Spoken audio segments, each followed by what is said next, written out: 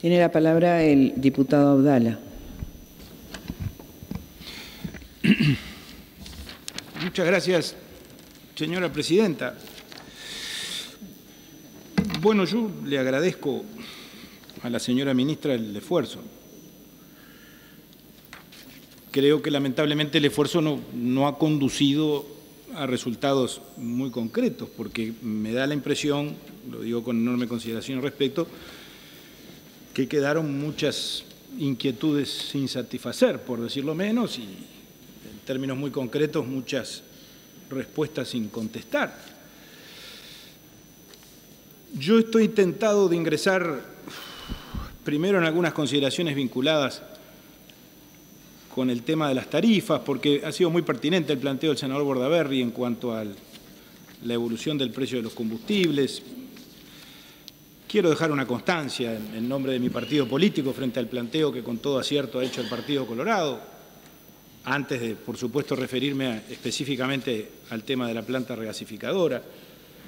A mí me parece, señora presidenta, que el silencio de la ministra o su excesiva prudencia, como decíamos recién, yo creo que cuando hoy dije que ella actuaba de manera muy cauta no me equivoqué, y creo que esta intervención que la ministra ha tenido en la mañana de hoy lo confirma, con relación al tema de los precios de los servicios públicos, viene a confirmar las dudas, por no decir las certezas, mejor dicho, de la oposición en cuanto a de qué forma se han manejado las tarifas públicas para generar consecuencias de carácter fiscal.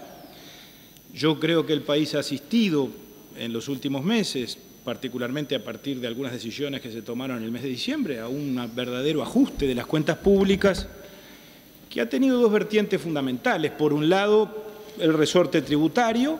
Se tomó una decisión muy trascendente el 29 de diciembre vinculada con la forma de liquidación del IRAE, que afectó a muchos contribuyentes porque se estableció el congelamiento en cuanto a la actualización de las deducciones que los tributarios del IRAE a la hora de la liquidación del impuesto pueden realizar, con el argumento de que el país no superó el 10% de inflación en el ejercicio 2015. Y eso representó y representará, lo ha reconocido el Gobierno, un incremento en la recaudación del IRAE para el presente ejercicio muy significativo, para un Gobierno que había dicho que en el actual periodo no se incrementarían los impuestos. Pero ha habido una forma menos legítima y bastante más ilegítima de incrementar la recaudación, que es a través de las tarifas públicas. Y allí es donde nosotros hablamos de impuestos encubiertos. En el caso de UTE, la ministra, que es responsable de las decisiones, de los actos y de las omisiones de esa empresa pública, la ministra soslayó directamente cualquier tipo de referencia, y yo creo que está claro que UTE aumentó el 12 de enero las tarifas muy por encima de los costos de la generación. Y la propia ministra en los días subsiguientes públicamente lo reconoció. Dijo concretamente que solo por temas estructurales podrían haberse abatido los precios. Pero, dijo la ministra, lo que sucede es que los temas estructurales no son los únicos que hay que tener en cuenta a la hora de fijar las tarifas. Con una gran honestidad, pero creo que esto confirma que evidentemente hubo una motivación de carácter fiscal en esa decisión. El tema ANCAP yo creo que está aprobado.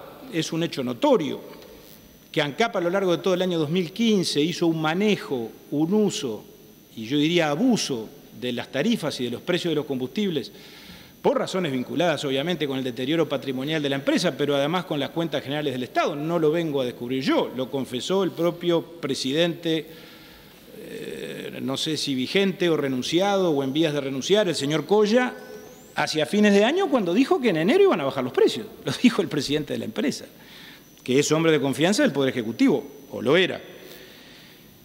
Después eso no ocurrió. Y no ocurrió por las razones que yo dije antes.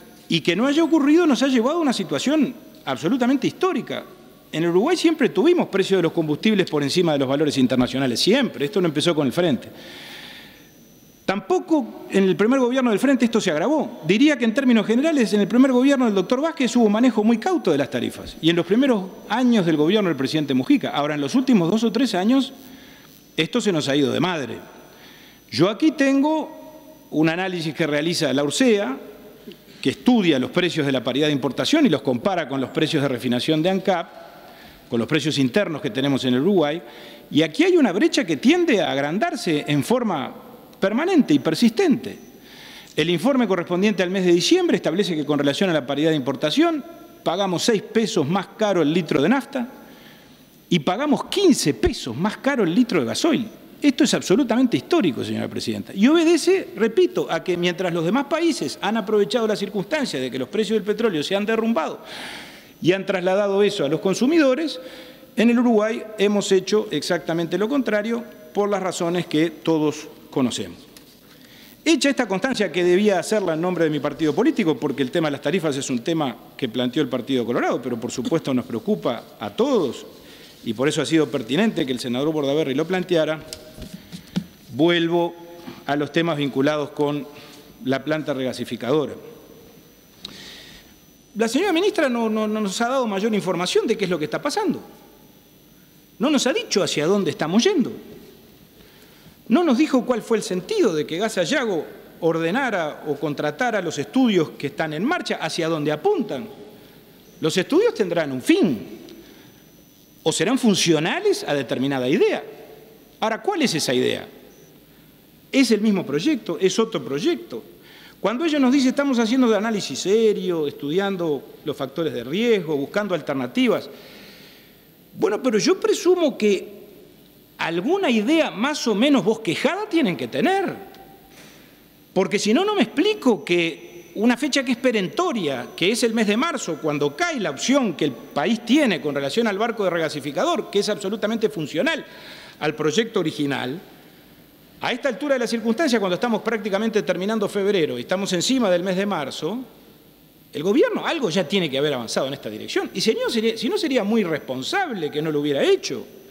Y sería muy irresponsable que hubiera invertido 10 millones de dólares en elaborar una ingeniería que ni el propio gobierno sabe cuál es.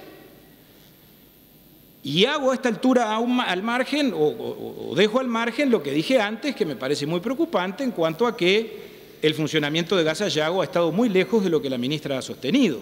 La ministra dijo que la gestión de Gas Sayago ha sido la adecuada. Yo no creo que haya sido la adecuada. No lo fue porque, reitero, ahora está haciendo lo que debió haber hecho a partir del año 2011. Cuando la ministra ahora viene y nos dice las batimetrías o los relevamientos del canal nos están dando que el temor inicial de que hubiera roca, que era una roca supuestamente de 1 kilómetro por 60 metros de ancho, inviabilizara la construcción del canal, pero ahora que hicimos los estudios nos estamos dando cuenta de que no es roca, de que es arcilla dura, estoy de acuerdo, es una buena noticia si llegamos a esa conclusión. Ahora, lo que eso confirma es que antes no estudiaron nada, que cuando se hizo el primer proyecto, ese relevamiento que debió haberse hecho no se hizo porque por algo, en la práctica, cuando la empresa que estaba dragando avanzó y dijo hay roca, Gas Sayago se notificó de que había roca, pero ahora no sabemos muy bien si había roca o si había arcilla. Y seguimos sin saberlo porque la ministra ahora se afilia a lo que le dicen los consultores que contrataron en enero.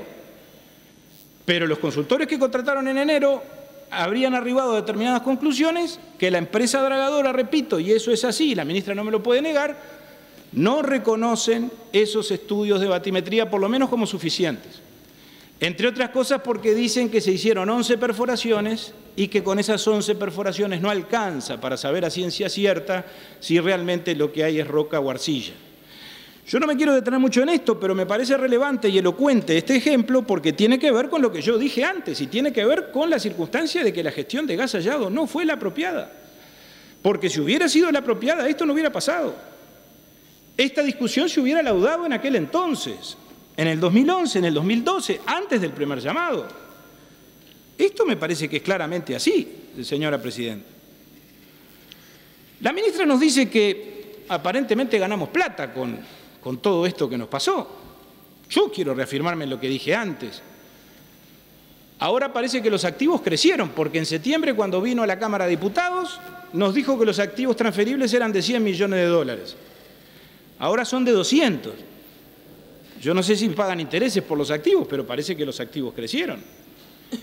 Y francamente, yo creo que no puede ser sostenible ni consistente el argumento de que la caminería o el alambrado o la perimetral o las obras civiles circundantes valen 200 millones de dólares. No sé cuánto valen, pero no tienen nada que ver con el proyecto. Acá lo que cuenta es la escollera, lo que cuenta es el muelle. Y con relación a eso, repito, Lo que tenemos es un conjunto de pilotes que, por la información que yo tengo, no valen nada. Y esos 200 millones de dólares que dice la ministra que supuestamente valen los activos, ¿de dónde sale ese dato? Eso está auditado, está certificado, está en el balance de Gas Sayago del año 2015. Porque no se puede venir simplemente aquí a hacer afirmaciones que, bueno, todos tenemos que tomar por buenas, porque obviamente si las dice la ministra, se supone que la ministra viene a decirle la verdad al Parlamento. Pero, reitero, resulta bastante difícil cuando uno intenta compensar esas afirmaciones o establecer o buscar la correspondencia con la realidad. A mí me resulta tremendamente difícil.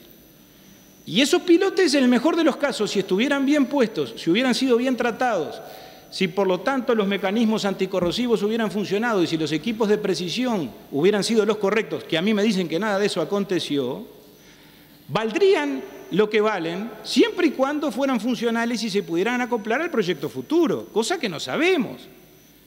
Y no lo sabemos, porque yo pensé que hoy la ministra iba a venir con definiciones un poco más concretas, pero tengo que colegir y tengo que deducir que ni siquiera la ministra sabe muy bien hacia dónde vamos.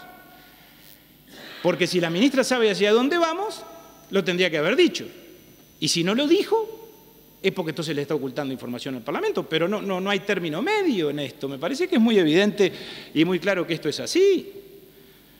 Yo he notado a lo largo de todo este proceso, sobre todo el año pasado, una actitud de mucho secretismo, un exceso de reserva. Yo sé que las decisiones de gobierno obviamente tienen que madurarse, implican procesos de análisis y de reflexión muy ponderados. Cuando se hace una afirmación pública, se supone que después no se puede volver atrás. Está bien, yo eso lo acepto.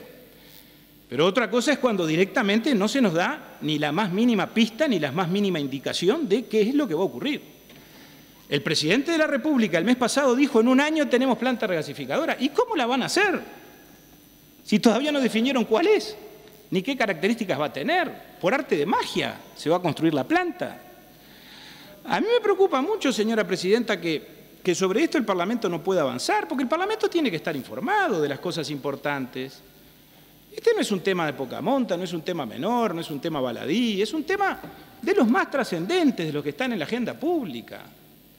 Aunque la atención pública se la lleve en otros asuntos que están, por supuesto, acaparando la preocupación de los medios, el tema de ANCAP, el debate del día de mañana, yo todo eso lo entiendo. Ahora, la planta regasificadora, la inversión que representa, el valor económico del negocio, las secuelas que ha dejado desde el punto de vista del daño para el Estado, esa es mi lectura, y desde el punto de vista del daño a las empresas por la estafa perpetrada, bueno, yo creo que el Parlamento es lógico, sería irresponsable que no actuara con avidez frente a este asunto y que no reclamara respuestas concretas de parte del Poder Ejecutivo. Es lo que hoy habíamos venido a buscar y lamentablemente creo que no acontecerá, porque supongo que la ministra ya nos ha dicho todo lo que tenía para decirnos. El acuerdo de rescisión, la ministra dice que no es de rescisión, está bien, fue un acuerdo, se terminó el contrato, yo creo que esa fue la confirmación de que el proyecto fracasó. La ministra dice que eso no es fracaso. Ahora, yo me pregunto cómo tenemos que catalogar o definir a un proceso o a un proyecto que se hace con determinada finalidad y con un objetivo muy concreto, que es construir una obra. La obra no se construye, el proyecto queda trunco, quien está encargado de la misma y obtuvo la concesión para la construcción, mantenimiento y provisión de determinado producto, en este caso el gas natural, se va del país, deja el tendal, firmamos un acuerdo de rescisión o se rescinde el contrato y eso no es fracaso. Para mí lo es, la ministra dice que no. Yo sé que no es una historia terminada esta, veremos cómo termina, pero convengamos que no ha venido bien, que evidentemente los objetivos claramente no se han cumplido. Y yo diría que si se han retrasado severamente. Yo no estaría tan tranquilo en cuanto a la inmunidad del Estado o a la circunstancia de que el Estado no reciba juicios con relación a las deudas que se han generado y a los créditos que no han sido satisfechos. Mi información es diferente. Gas Sayago no ha sido encausada penalmente, penalmente ha sido encausado el socio de Gas Sayago, o en todo caso el concesionario de Gas Sayago, GNLS, por el delito de estafa, y eso lo tramita la justicia. Eso es verdad. Ahora, los reclamos civiles están en marcha. Yo no sé si el Ministerio ha sido notificado o no, pero yo la información que tengo es que los juicios avanzan, y es lógico que avancen, Porque la garantía soberana, no, la garantía soberana puede haber quedado sin efecto entre Gas Sayago y GNLS, entre el que encargó la obra y el concesionario. Está muy bien. Esto lo discutimos en el mes de septiembre, pero eso no es oponible a terceros. La garantía soberana es de tal amplitud, tanto la fianza solidaria que extendieron UTE y ANCAP, como la garantía soberana que firmó el entonces ministro Lorenzo, está en términos que me parece que son absolutamente incontrastables. Es absoluta, ilimitada, irrevocable, incondicional y está referida a todas las obligaciones. Es decir, esto no es solo para... O sea, se hizo naturalmente para estimular a que GNLS se hiciera cargo de la obra y pudiera salir al mercado internacional a conseguir el financiamiento correspondiente. Pero tuvo el efecto colateral, buscado o no, de que terminó garantizando toda la operación, porque quien encarga la obra es el Estado a través de Gas Sayago. Y si a mí GNLS, que fue el encargado por el Estado de hacer la obra, me estafó y no me pagó lo que me debe, ¿cómo no voy a ir contra el Estado? Sería un tonto si no lo hiciera. Y que no se tome esto como que yo ando incentivando o estimulando a los acreedores a que le hagan juicio al Estado, porque no necesitan que yo los estimule, ellos lo saben bien.